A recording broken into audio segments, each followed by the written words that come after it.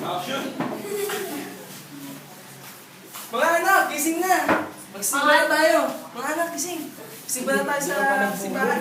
Handa na yung pagkain natin. Sige, magsitayo na kayo. Kakain na tayo. Bilis, gising mo mga anak mo. Gising na! Gising! Gising! Tayo! Mia, Alam mo, meron pa po yung simba namin alas 10. at saan kayo magsisimba? Doon po sa kanto, dala Pastor Blessing. At kapangalan ko pa. Opo.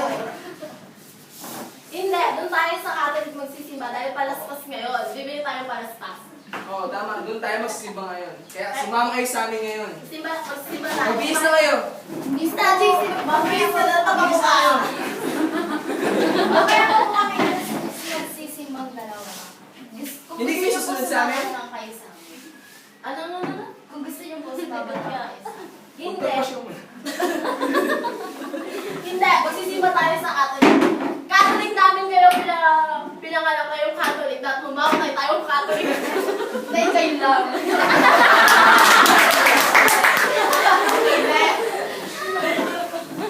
Ano?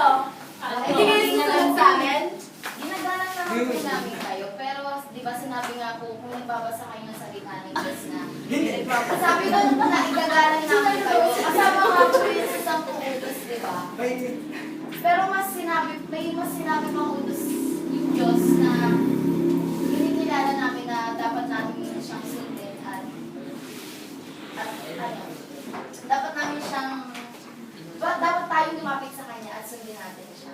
Eh, magsisimba nga tayo kasi nalalapit tayo sa kanya, di ba? So, bibili ng palaspas para magpasan yung bahay natin para ano yung blessing. Bakit may blessing? Ba't pumunta kayo dyan? May pangarap bibigay dyan ng kami. Text niya eh. Ay, ba't alam mo?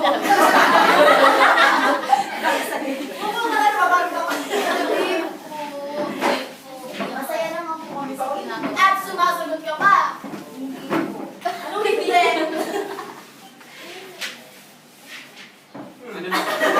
Iyak na eh, iyak na. Ay, ano mo sasabi mo dyan?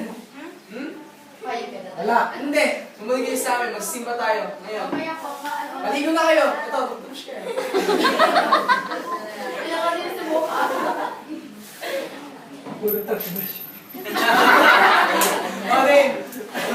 toothbrush sa akin, isa lang. Yun na po yun.